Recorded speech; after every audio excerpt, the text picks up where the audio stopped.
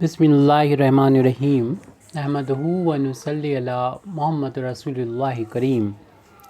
ये problem integral calculus के beta and gamma function से है। Show that integration from 0 to π/2 square root sine theta d theta multiplied by square integration from 0 to π/2 d theta upon square root sine theta is equal to pi, इतना हमें prove करना है। तो सबसे पहले तो हम यहाँ पर लेफ़्ट हैंड साइड की वैल्यू लिख लेते हैं और उसको राइट हैंड साइड के बराबर लाने की कोशिश करेंगे। लिमिट इंटीग्रेशन के 0 से π/2 square root sine theta d theta multiplied by integration 0 to π/2 d theta upon square root sine theta. ये तो हमारा लेफ्ट हैंड साइड हो गया। इसको हम इस तरीके से भी लिख सकते हैं, लिमिट 0 से π/2 पावर अगर हटाएंगे तो साइन मतलब स्क्वायर रूट हटाएंगे, ये कर स्टार्ट हटाएंगे तो साइन की जो पावर है वो 1/2 हो जाएगी। ब्रैकेट में बंद करके भी 1/2 कर सकते हो या फिर यहाँ पर भी ऐसे भी कर सकते हैं डी थीटा। और साथ में हम जो फार्मूला अप्लाई करना चाहते हैं तो मल्टीप्लाई कर लीजिए आप कॉस थीटा की पावर, यहाँ पर आप 0 लिख सकते हैं। कॉस थीटा है यहाँ पर, कॉस थीटा की पावर 0, क्योंकि ए की पावर 0 की वैल्यू 1 होती है तो कॉस 0 की वैल्यू 1 हो जाएगी। 1 का इसमें इंटू करेंगे यही वैल्यू आ जाएगी। डी थीटा लिख दें इंटू 0 से π/2, इसको ऊपर ले जाएंगे तो वैसे तो रूट हटाएंगे पावर 1/2 आ जाएगी। जब न्यूमरेटर में ले जाएंगे तो साइन थीटा की पावर यहाँ पर माइनस के 1/2 आ जाएगी। तो माइनस के 1/2 यहाँ पर लिख सकते हैं और मल्टीप्लाई इसमें हो जाएगा कॉस थीटा की पावर 0, जैसे कि अभी यहाँ पर किया था डी थीटा। इससे हम इसमें फार्मूला अप्लाई कर सकते हैं। इस फार्मूला बदलने की वजह से फार्मूला दोनों में एक ही फार्मूला अप्लाई होगा। लिमिट शर्त है कि 0 से π/2 होना चाहिए, तो इस दोनों इंटीग्रल की लिमिट 0 से π/2 है। साइन की power m theta into cos की power n theta into d theta, तो इसकी वैल्यू होती है गामा m+1/2 और गामा n+1/2 अपान 2 टाइम्स गामा m+n+2/2। तो इस फार्मूले का हम यूज़ करेंगे यहाँ पर दोनों के लिए, दोनों इंटीग्रल के लिए फार्मूले का, इसी फार्मूले का यूज़ कर रहे हैं। तो हमारा जो लेफ़्ट हैंड साइड है उसकी वैल्यू हो जाएगी, तो गामा m की जगह पर देख रहे हैं 1/2 है, यहाँ पर 1/2 + 1/2 इस फार्मूले का यूज़ किया है और n की जगह पर 0 है, तो दोनों केस में n+1/2 0 ही रहेगा। अपान में 2 टाइम्स गामा m की यहाँ 1/2 प्लस n की यहाँ पर 0 प्लस का 2, ये फार्मूले का 2 है, होल अपान में 2, ये भी फार्मूले का ही है। ये तो पहले वाले इंटीग्रल की वैल्यू हम लोगों ने लिख दी है। अब सेकंड इंटीग्रल की वैल्यू यहाँ पर लिखने जा रहे हैं। तो जो भी साइन की पावर गामा में लिखेंगे -1/2 इसमें 1 ऐड कर देंगे, अपान में 2 आएगा। और फिर जो भी n की पावर है, n की वैल्यू है वो लिखेंगे +1 अपान में 2 गामा में, 2 टाइम्स गामा m की वैल्यू और n की वैल्यू और प्लस का 2 अपान में 2।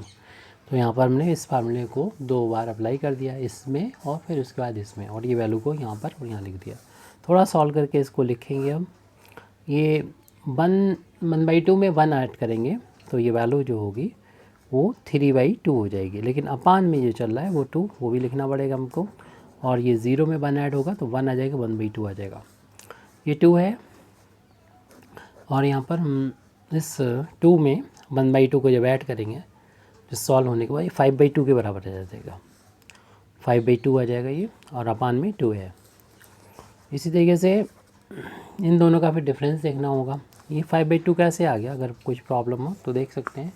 1/2 में 5/2 कैसे ऐड करेंगे, अब 2 अपान 1 कर लीजिए, एलसीएम इसमें 1 और 2 का एलसीएम 2 हो जाएगा, 1 का इधर इंटू हो जाएगा, 2 का इधर इंटू हो जाएगा, एलसीएम लेके सॉल्व करके 5/2 आ जाएगा। इनको ऐड कर लिया। तो ऐसे यहाँ पर भी हम इस वाले के लिए करेंगे। 1 में से हाफ माइनस हो रहा तो हाफ बचेगा, यानी प्लस का 1/2 बचेगा। ऐसे ही 0 1 जोड़ेंगे तो 1/2 आ गया।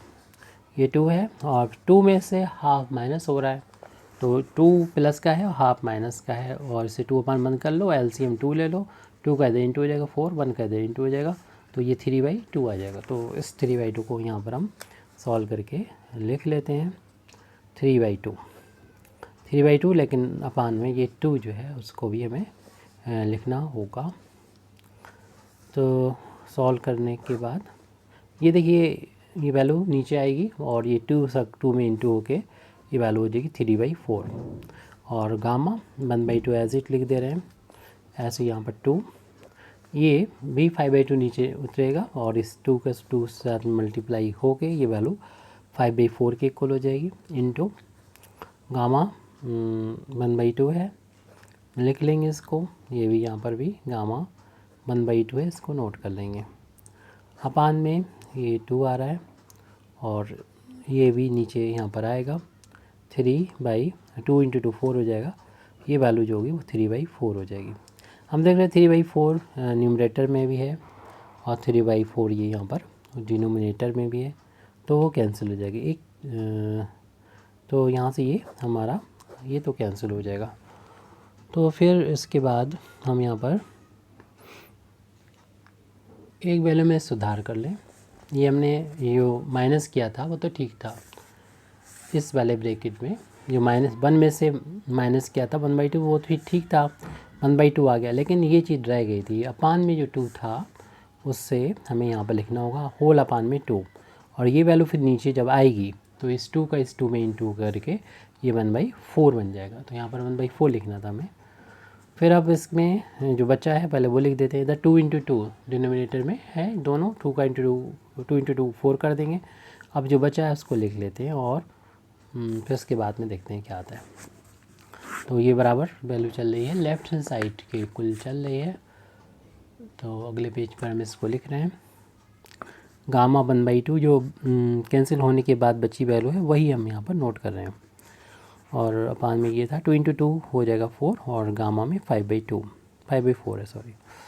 इसमें देखिए ये वाला फार्मूला अप्लाई कर सकते हैं कि गामा n हो तो आप इस जो बाहर निकलता है उससे कम होता है यानी n-1 और जो बचता है वो भी वही होता है जो यहाँ लिखा है n-1 यानी जैसे कि यहाँ पर 5 है तो इससे कम जब हम गामा से बाहर निकालेंगे तो 4 आएगा और इसमें 4 ही गामा में भी बचेगा। तो इस फार्मूले का यूज़ करें। ये इंटीजर वैल्यू है, ये आपकी जो है वो फ्रैक्शनल वैल्यू है, तो इसमें फार्मूला लेकिन ये अप्लाई होगा। तो और साथ ही साथ हम लोग जानते हैं गामा 1/2 की वैल्यू √π होती है, तो इसके यहाँ पर √π रख दीजिए इंटू गामा 1/4 है और ये भी √π रख दीजिए 1/2 की यहाँ पर 4 इंटू यहाँ से बाहर आएगा। देखिए 5/4 है, उसमें से हम इस वाले फार्मूले को n के इस n बराबर अगर हम 1/4 माने तो हमें यहाँ पर लिखना पड़ेगा जो n में से एक घटाना पड़ेगा, यानी n-1 लिखना पड़ेगा। अगर हम n को 5/4 माने तो n-1 क्या हो जाएगा, तो n इतना हो जाएगा 5/4 -1 और इसमें हम एलसीएम ले लें 5/4 और 1 को लिख दें 1/1। 1 और 4 का एलसीएम 4 हो जाएगा, 1 का इधर इंटू हो जाएगा और 4 का इधर इंटू हो जाएगा। आप डायरेक्ट भी कर सकते हैं इसे 1/4। अगर 5/4 में से 1 माइनस करेंगे तो 1/4 बचेगा, जो यहाँ पर आएगा वही यहाँ पर भी आएगा, गामा के अंदर भी 1/4 ही होगा। और देखने हम न्यूमरेटर डिनोमिनेटर में सेम बन गया तो इसको कैंसिल कर देंगे और ये भी 4 से 4 कैंसिल कर देंगे और √π इंटू √π बचा। और आपको मालूम है कि √π इंटू √π पाई के इक्वल होता है, क्योंकि √a इंटू √a का मतलब क्या होगा, रूट हटाएंगे पावर 1/2 हो जाएगा, 1/2 हो जाएगा और बेस सेम होता है तो पावर ऐड हो जाती है 1/2 1 पावर हो जाएगी और 1 पावर होती तो लिख ही नहीं जाती, यानी a आ जाएगा, यानी हमारा पाई के बार 1 यानी पाई आ जाएगा। और हमें यही प्रूव करना था, यानी राइट हैंड साइड के खुला चुका है। Thank you very much Indeed for listening me व आखिर दावाना अल्हम्दुलिल्लाहि रब्बिल आलमीन।